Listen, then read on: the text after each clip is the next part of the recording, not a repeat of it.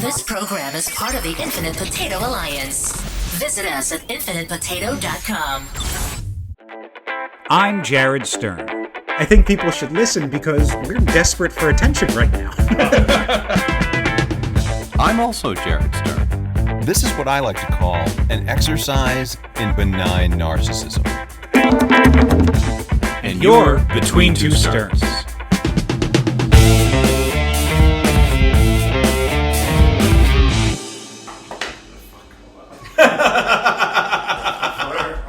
Start at the countdown, and then you're like, I'm wholly unready for this countdown. Hello, everyone. Welcome back to Between Two Sterns. Hey, hi. I'm telling you, the best analogy I've come up with was when I explained to Jared that it's like talking to your hairdresser in the mirror. Mm-hmm. It's the only way this makes sense to me. Hello, everyone. Welcome back. For those of you who hoped that we would be back on a more regular recording schedule after our season 7 premiere, sorry to disappoint you. Sorry. Shit happens, and thank you for sticking with us. We appreciate it. We are, I think, are we starting our new and improved format? We're going to start a new thing for this podcast. First of all, before we begin, do we have any housekeeping? We could do some stuff up front, and then we're going to get into the new version of the podcast, which is we're going to get a randomly generated topic and discuss it. And see how that works for you. From whatever source of random generation that exists. Random generation? Yeah, it's going to be AI, and it's going to be fine. Random generation? Why does that sound weird? Random generation? Randomly generated? Randomly generated sounds fine to me. Sure. To generate randomly sounds fine to me. Random generation doesn't sound right to you? It does not. All right. It seems like I got like Generation X and Y. I'm doing the exact thing that we get in trouble for, which is rambling on a tangent. Housekeeping, how have your shows been? Shows have been fantastic. Good. Had some great shows at the DC Comedy Loft over the weekend. Opened up for a guy named Sugar Sammy, who you probably have not heard of here in the United States, but he is a judge on France's Got Talent. Ooh, He's also big in Canada. So yeah, he drew a really great audience. We were sold out for most of the shows, so that was a lot of fun. I do have an announcement of some awesome shows coming up that, again, I tried to get you on, but you couldn't do it. Because of the job that I love. Yeah. Yes. So September 14th in Easton, Maryland at the Avalon Theater inside of the Stoltz Listening Room. I know that's a lot of places, but I swear I'm only in one of them. It's inside. It's like It's like one of those Russian nesting dolls. You're not performing in all 3 rooms at the same time? No. I'm like in the smallest doll inside of all the other. So Easton, Avalon, Stoltz Listening Room. That's where I'm in. Okay. I'm headlining 2 shows in the Stoltz Listening Room. I know that this is not the case, but I want it to be like big theater, black box, and one of those private like striptease booths where it's just you and people coming in one at a time. You know what? They just like push a button and the shutter opens. The shutter opens. And I give them a one-liner and then it closes up. Yep. No. Listen. In a perfect world, that's how I would like to be. And that's love fine. That. I would fucking love that. Go on. But so I got 2 shows there. It's going to be we got a 7:30 or a 9 and a 7 o'clock and a 9:30. There are links to buy tickets on jaredstern.com. It's the first post on the main page. It's also in the upcoming shows section, so go and check that out. That's the main bit of housekeeping. I did have something I wanted to talk about real quick before we get into our randomly generated topic, because I think that it might be something that would be funny. Sure. I don't know if you saw, but Mattel recently released 2 new Barbies in the interest of representation. Sure. And I think that's great. One of them is a Barbie that has Down syndrome, and that representation is fine. I have no problem with that at all. And I have no problem with the other Barbie either. They released a blind Barbie. Mm-hmm. Here's my question. Who is this for? Because I'm trying to appreciate the irony of blind children feeling seen. There's that. And also, how do you indicate blindness in a doll? Do you just not let it drive the Corvette? I don't understand. I don't understand how this works. Is the point you're making that most people within representation want to be able to acknowledge themselves within the doll? Yes, exactly. No. Obviously, if there's like on Sesame Street, they have a Muppet with autism, and I think that is amazing. Right. Because those children should be seen on television. Right. They should be represented on television, and that's great. People with Down syndrome, I think it's great that they have a Barbie of their very own that they can feel like they are represented in the doll. Mm-hmm. A blind child, by the very definition, cannot see the Barbie. Right. So yeah, I think Yes. I think I feel what you're saying. Yes. Which is like, I'm not going to finish it, but I definitely understand. I'm not trying to sound like purposely offensive. No, you're not. I think that what you are talking about is an abstract concept, which is what fundamentally is different What between makes the this doll child blind? picking up a blind Barbie versus being handed a non-blind Barbie. What are they touching and feeling that is different? Is it covered in Braille? I don't understand. That's not how blindness works. Well, whatever. I mean, how do they know that the doll that they're picking up is blind as opposed to a regular doll? Yeah. I hear what you're saying, and I also would like everyone to direct their comments to JaredComedy.com. I'm not trying. No. I don't think I'm saying anything I don't think purposely offensive. You're not here. at all. This is actually I think if Mattel wanted to really be proactive, they should release a seeing eye Barbie. I think that would be a much more helpful. Does the blind Barbie come with a seeing eye dog? Does I it come don't with know. A walking cane? I don't. So Right, you- exactly. How do you indicate blindness on a doll outside of the stereotypical, long cane, dark sunglasses, that sort of thing? I see what you're saying. What I'm hearing is you heard that this was happening, did zero research into What it. do you mean did zero research? You have no They idea showed what a it doll is. on television. It looked like a regular doll. Oh, that's what I'm saying. Yes. On the television commercial that you saw, it didn't have like a... Well, it wasn't a commercial. It was like a news item that they showed. Okay. It said Mattel is releasing these two versions of Barbie. Before we get too far off topic, I'm looking up Mattel's blind Barbie. Please. Mattel's...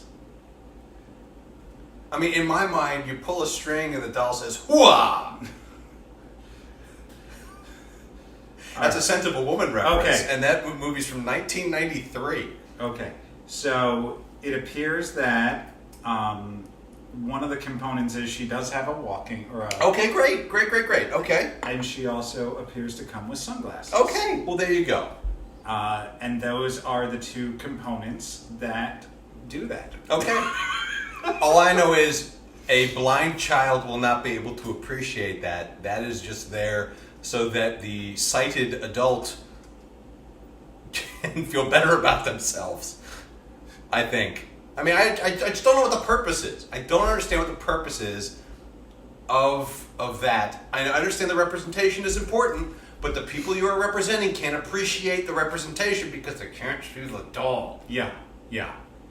I think that this is the hill you die on. I think that of all the things, I want you to write a letter. I just want to. Of all the things, it just doesn't. I'm sorry. It doesn't make sense to me. I get that. Maybe I'm not. Obviously, I'm not the audience. You're for not. I don't believe you're the audience for Barbie. I don't think For Barbie in general. For Barbie in It. general. I love the movie. The movie was The great. movie was fantastic. On that note, Yeah. we're going to have this thing generate 3 random topics that we can talk about, and we're going to talk about one of them. All right. So here we go. Okay, so one of them we're not doing, which is the future of food, gourmet insects and lab-grown food. No. Okay. Number 2 is the secret life of household objects. What do you think your household objects are really saying and thinking? No. But number 3, time travel etiquette, how to not offend in the past or the future. And I can't think of anything that pivots easier into this Mattel conversation than time travel etiquette. If Okay. I mean, well, what's the in all of your basic science fiction? Yeah. Stories where time travel is an issue. What's the one thing they tell you not to do? Don't bang your mom in the past. Well, sure, that's a very specific way. I think of that's saying Back it. to the Future specifically. Yeah, specifically, but don't interact with your past self. Which I don't understand, because I think it really depends upon what kind of principle of time travel we're doing. Because there are multiple principles. There's the one timeline principle of time travel, and then there's the multiverse butterfly split-off effect. Which Right, is, sure. It depends on whether or not you're subscribing to the Marvel Cinematic Universe theory of time travel, or the Back to the Future theory of time travel, or the butterfly effect theory of time travel. Yeah, I think that, like, if we're going with, like, standardized, like, once you change something in the past, it changes something in the future, then how is that changed in the past? If the future version of you never went back in time and changed it, then the timeline is you. You are the timeline. Sure. And then what happens to the you? So I think that if we're saying whatever you do in the past changes the future, because I think that's the one that has the higher risk. I think the one that needs the most etiquette is if you change something in the past, it changes something in the future. Yeah, no, obviously. Because if I change something in the past, it just creates a new thing, then, like, what is the effort of changing this thing in the past? Time travel to the future doesn't matter. I do that every day. Is there a way, and I'm pretty sure I know the answer to this, but can an action in the future in any way affect the past? I don't think so. I don't know how it would. By the way, I want to impart on the listeners who are listening, who are experiencing this topic as we are for the first time. The main reason why we've decided to go with random topic generation is because, in true Jared Stern fashion, we want to not do any prep. No research. Before we dive into anything. And by the way, if we had done research, that would be the past affecting the future. Sure. But not doing any research is in fact the future affecting the past, which is, by the time we conclude this conversation, it will affect the beginning of this conversation. I think that really fundamentally, one of my questions for you is, before we get into the etiquette of time travel, is if you did have the ability to time travel, outside of, like, the standard go-to, and I don't think it matters if you are amongst our people or not, but I think there's a pretty much standard go-to, which is kill Hitler. I think that's a pretty, I'd say for the time travel SOP, if you're saying top 5 things you would do with time travel, I think most people would be like, well, sure. I mean, obviously prevent a major tragedy. Right. That would be something. Or if you could go back and talk to a relative that you did not know, who died before you were born, that sort of thing. I think what I would do. Yeah, what's your if plan? I had, depending on the mode of travel. Sure. I mean, if we're getting there in a DeLorean, that's different than like if it's like a portal to you're Terminator. Time. You're just waking up naked in a field. Sure. If I'm going back with no clothes, that sort of thing. But in my perfect time travel universe, I'm living in say like the 1920s or 30s. You're going back to the 1920s and 30s. Sure, okay. Back when jazz was in its heyday, that sort of thing. We weren't saturated by information. We weren't saturated by life. But what I would do is I would make sure I had a connection to the future. So there would be a small portal that would allow me. Hang on. It would allow me to have like a data connection to the future. So I would be able to have just basic. I don't know what's like.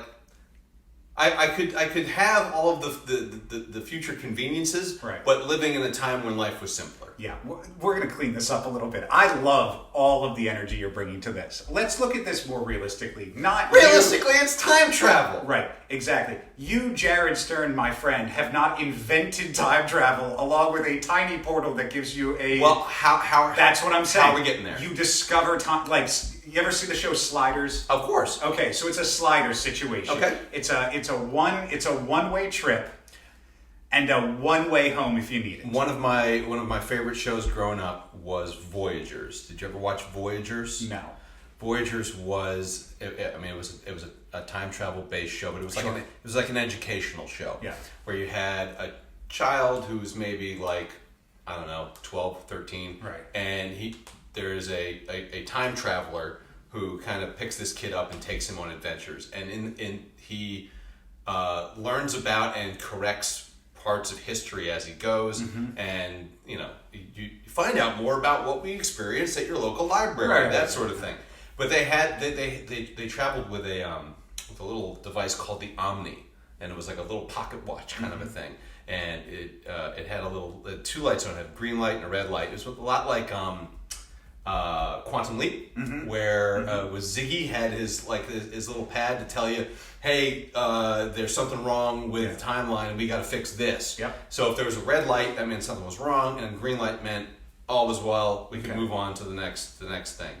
So that, and of course, man, so there's so many different like franchises that I could call back to. Time Bandits, which they, by the way, just rebooted on Apple TV Plus. I haven't had a chance to watch it yet, but I'm really excited. And for both our sakes, I just want to anchor the audience. The initial question was, where would you go in time if you could go anywhere? And I just want to make sure we remember what the method of conveyance. As we continue to list your IMDb top 10 favorite franchises of traveling, which I appreciate. I just want to know where you're going. I would like to go someplace that is not so exotic that if something bad happened, like an accident or an injury, that I would like that there would be a basic amount of medical care that one could receive to kind of alleviate things. I would highly recommend not going to the 1920s. Well, I wouldn't go back to the 1800s or anything like that. No, that's true. So, but I would definitely go. Obviously, I would be going back in. I think I would be going back in time.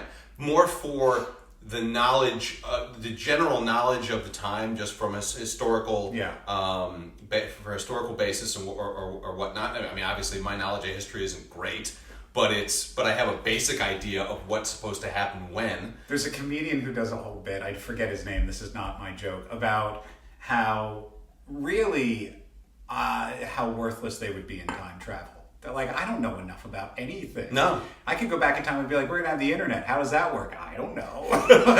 We are so, especially now, we are so tied to our devices that, I mean, both of us grew up at a time when we weren't. Right.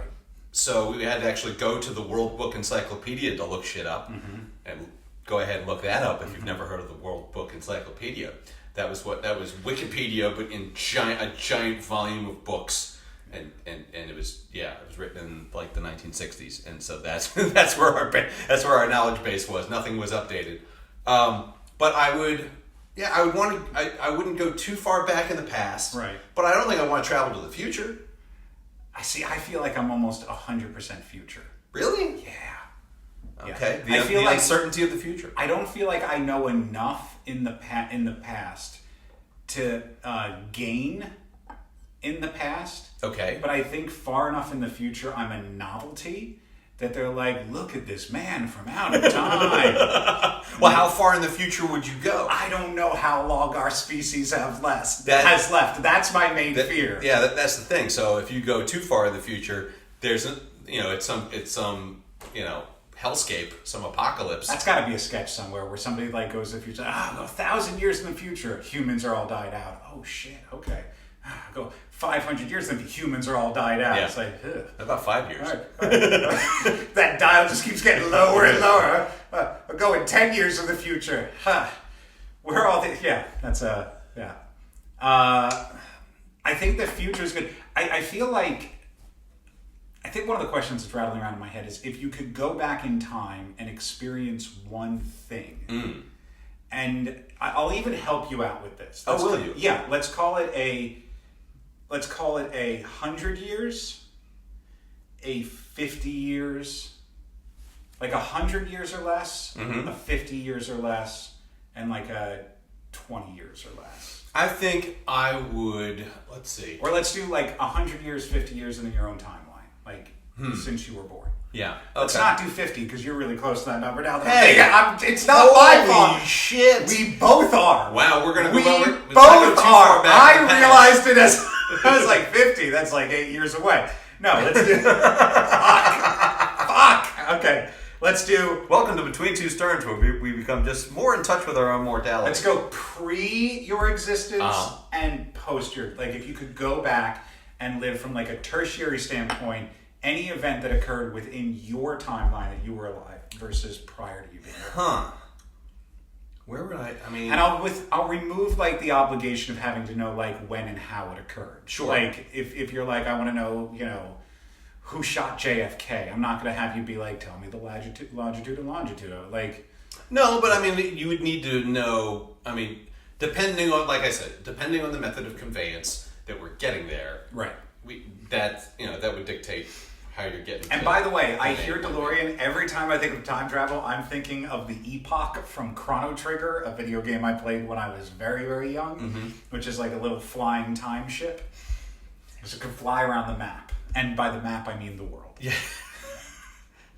All right. So where would I go in the last 100 years? Yeah. So we're going. So again, this takes what, 1924? That's no. So now it's in your timeline. So from the moment you were born to now, and then from the prior any time before you were born. Okay, anytime before. Anytime before you were born.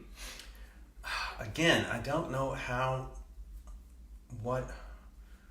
My knowledge, my horrible knowledge of history is going to really hamper my ability to truly appreciate. Hello there. Hello there, kitten. Come here, Luna. This is Luna. She's very curious. Yes. And you know what they say about curiosity in cats. No. All right, go away. So I think I would want to attend a World's Fair. Okay. Like one of the big World's Fairs from again, I'm not sure exactly. From the times that they were there. Well, the World's Fairs were a big deal. I'm aware. Back when they were showing off innovations of the future. Yeah.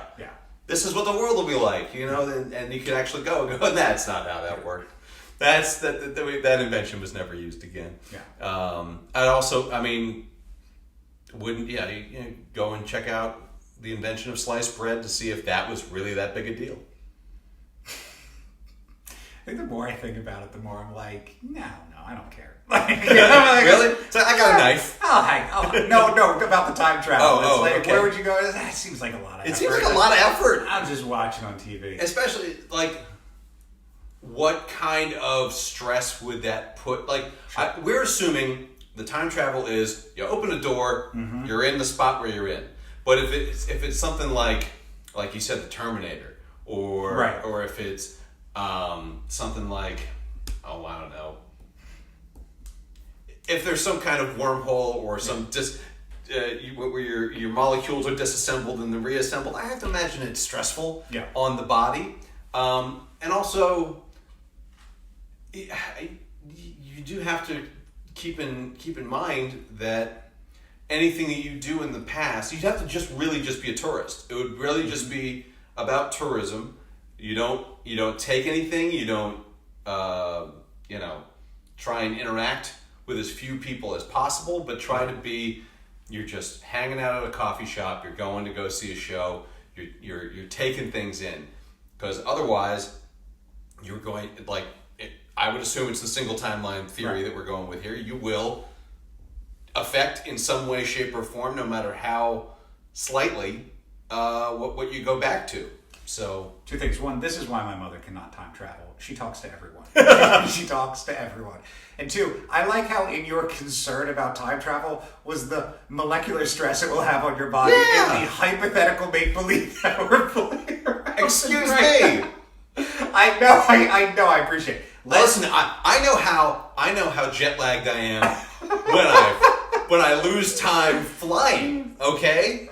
So I can only imagine what the jet lag would be like if I went back in time 100 years. That's fair. I will say that I feel like of anything that I could time travel to experience, like really experience, and it is a quick pop in. It's just like it's like a okay and gone. I want to go back to when they were building the pyramids. Oh, wow. I think seeing how that is done is going to answer a lot of big questions for me. Yeah, although, like you said, it's a quick pop-in because if you hang around too long, they're putting you to They're work. going to make me do it as well. I think that there's a whole lot of like how it was done, it can't be done, should it be done, are there aliens? I'm just going to open up the door and just see spaceships flying around and be like, got it, that's what I thought. Yep. Click, and then like the rest of existence can happen. Okay. Like I said, tourism. That's what it. All right, so go back into your normal timeline. So we're not doing quantum leaps. So we're not jumping back into our own bodies in the past. Okay. So the first version I want to do with this is you get to cross over your own timeline. Everything that you're still alive, you're still here, running your timeline. But you get to go back in time to one moment in time, and you can interact with your own existence or not. It's just, what would you... Is this like... for 1 day, for 24 hours. Is this like a do-over kind of a thing? No, we'll get to that. Okay. This is just you going back, and like maybe you were like, oh man, I went back. Like, but you're you now. You're adult you going back in time to one moment in your life to be able to see from another perspective, essentially. Huh. You're Marty McFly in Back to the Future 2. Okay. Where you're going and watching yourself do something or not interacting with yourself. Oh, so you're saying I get to go back and witness something that I've necessarily done. Yeah. Oh, Jesus. Yeah. There's not a lot that we want to see over again. No, I understand. Yeah, I'm just trying to think what would be something... I would like to watch myself perform at the Folger Theater. That's what I would like to do. Yeah. I would like to check that out. I'd like to see what it would be like to just see myself on that stage, because that was back when I was in high school. Yeah, so it's been a while, and I think that would be interesting, just to kind of sit in that audience and go, oh yeah, I did that. That's kind of cool. That's nice. What about you? I would sit myself the fuck down and be like, listen. No. I just said you can. I said it like 3 times. You can interact with yourself. No, you can't interact with yourself. You can. I said it 3 times. No. Okay. I said like 3 times that you could, but I will take that back. What would I want to see me do from a different perspective? What would I... Well, that screws up my... You know what? Go ahead and give yourself all the advice you want. You know what I would like to see? I don't want to ruin your hypothetical. I would like to see me at the New York Comedy Club. Oh. That one night where where I did stand-up comedy. No, that one night where it was like my breakthrough comedy moment. Where like I had discovered like my voice in that moment. I needed to do like a 30 to 40 minute set. And I didn't have my guitar, I only had like 10 minutes. It was the first time I had ever been like, okay, get up on stage, talk to the audience, and you'll figure it out. And I recorded some of it, but not all of it, because the tape and that footage is lost.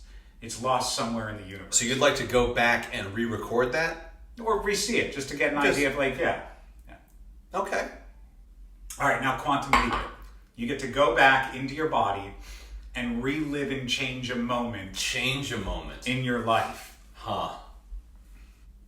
Because I know, listen, mistakes have been made. I think that's kind of the hallmark of every Jared Stern. Yeah. But I don't know that I would change anything. I'm very happy with where I am now. Right. At the time, maybe things seemed like they were a little... seemed like they were on the wrong course. But... man, what would I change? I don't know what I would change. Give me a second. Go ahead and tell me what you would change. I think the dilemma with this question is the butterfly effect component, Mm-hmm. where it's like, oh, one small change in my life at a certain age might change some aspect of who I am, but then it would have like a negative ramification across everything else. I talked recently about this with someone, and I actually talked about it on the first podcast that we recorded after I had moved down here from New York. I went back and re-listened to that episode. Oh, no kidding. Okay. Which is why that episode got an extra listen, if you were tracking them. It actually got a couple extra listens. However aggressively you're tracking the metrics. Hang on, this was Casual Implosion? Yeah. Okay, yeah, I've noticed that's gotten a couple listens. So one of those was you, or how many of those Just was one you? of them was me. Okay. I do imagine that when it comes to the metrics for this podcast, they're like a stock market ticker tape with like a separate monitor at work where it's like, you just see it going up and down. Listen, I'm not going to cop to being that much of a watcher of things, of metrics that relate to me. Yeah. But yeah, no, I that tab is open on my computer. So one of those was me. And the reason I listened to it was because I thought I had talked about something that I've said a number of times, which is it's that Chinese proverb that I love. The one about, we've talked about this, the Chinese farmer. Okay. I'm gonna join. Please. You don't remember the thing we talked about 48 weeks ago? I barely remember what happened yesterday.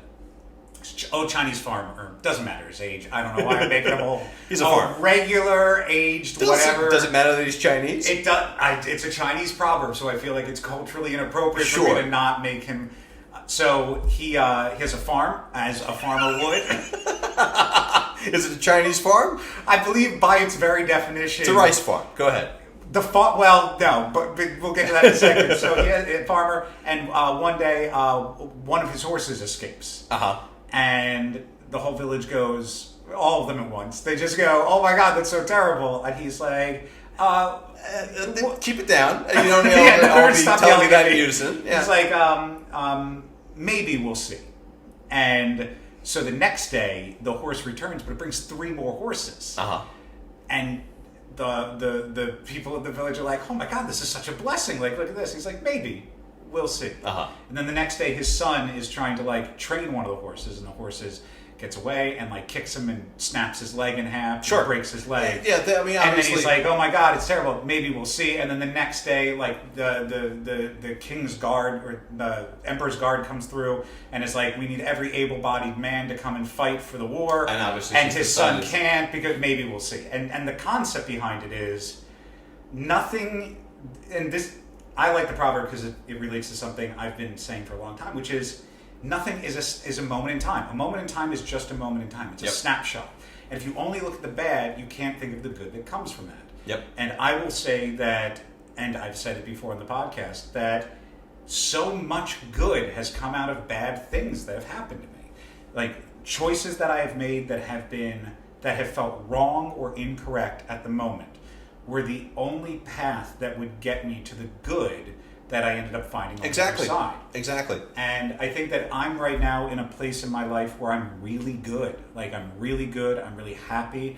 I'm happy with the people who I surround myself with and the people who care about me and who I care about and you and my family. It's just, I'm in a really good place right now. And so to change any of that, to go back and change any of that, would undo that entire, the entire chronology that comes. Sure. I mean, would I have changed things and made sure that I held on to my job at the radio station, right? But if I did that, might never started doing stand-up. Right. So I would never have gotten to that. When did you meet Andrea? Because that's a very pivotal moment. That before or after radio station? Oh, way after the radio station. That radio station's fucking dead. That job's gone. Yeah, we met in 2008. I lost that job in 2002. Yeah. But that I think if I had held on to that job, I would be a lot more unhealthy and physically older. You know how they they're getting on Tim Waltz for looking older than he actually is. He's essentially a year older than Kamala Harris, but he's got that he's aged, he's got that Wilford Brimley kind of a thing where he's he looks like he's 70 for his entire life. But he was a high school teacher, and that kind of stress will age you. Isn't Tim Waltz the same age as Paul Rudd? Fact check me on that. I think they're the exact same age. I don't think. I actually think Paul Rudd's older. No, I know for a fact that this isn't true. That's not true. But here's the thing: you thought it could be for a second. But Brad Pitt is older than Tim Waltz. Yeah, he is. But Brad Pitt's never been a gym teacher. That's true, and he is. He's. Yeah. In any case, what I'm trying to say is, if I had held on to that job, a lot of other opportunities that came afterwards would probably never have happened. Also, the lifestyle of working in morning radio would probably have eventually killed me. I don't know, but that's again a very high stress. You get very little rest. Yeah. It's an unhealthy lifestyle, and I would probably be about 100 pounds heavier and have no hair. So I'm happy that I'm not doing that anymore. I think if we can put a button on this, the etiquette of time travel is actually to use it as a way to appreciate what you have. That, like, the more you expand outwards from time travel and the more you really think about it, you begin to appreciate what you have currently. And maybe the key to the time travel situation is not these long jump backs in time, but something like super recent. Like, if I could time travel, I'd go back in time yesterday and play the lottery. Like, nothing that affects the chronology, just does it yesterday. And I imagine if you could go back in time travel, you would go back to about like 35 minutes ago and not do that Mattel joke on the podcast. Don't. I stand by the Mattel joke.